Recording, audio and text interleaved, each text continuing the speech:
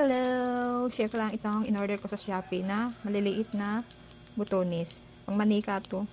Ilalagay ko sa pants, pantalon ng manika. Naubusan na kasi akong ito. Dito yung mga nakalagay, naubusan na. Oh, isang piraso na. Ito naman, ibang klase naman to na buttons. Kasi ito, gold. Pero umorder na ako bago pa ako maubusan. Itong in-order ko, 50 pieces ang nakalagay. Pero syempre, kahit sinabing 50 pieces ang laman, syempre, bibilangin natin yan. Para sure.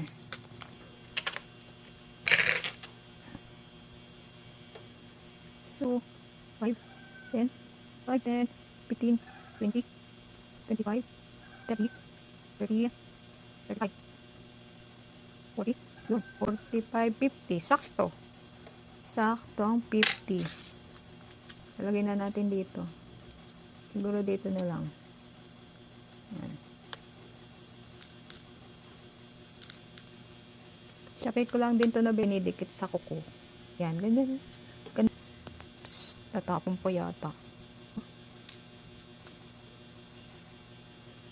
Yan. Ay.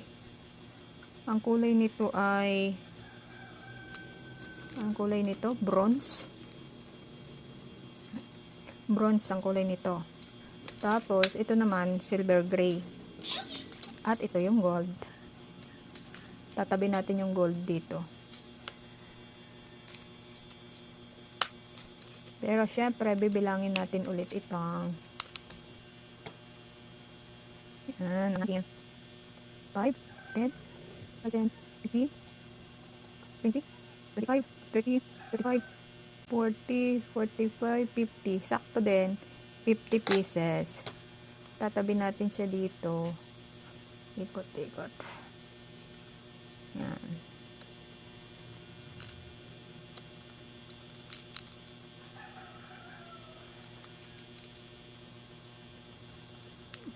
Ito na yung pinakamaliit na butones. Alam ko, 3 mm. Kasi ang sumunod dito, 4 mm na eh. Yan, oh. Dami ng gold. Yung isa na to, isasama ko dito. Yan. Tapos ito namang silver gray.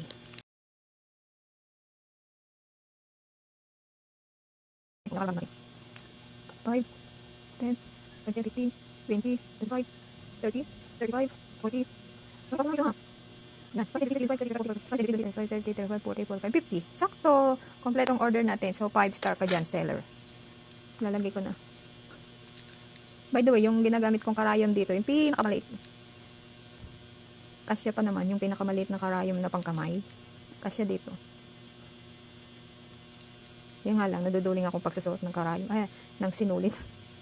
Naduduling ako sa sobrang liit ng butas ng karayom. Pero syempre, no choice naman, kailangan pagtsagaan.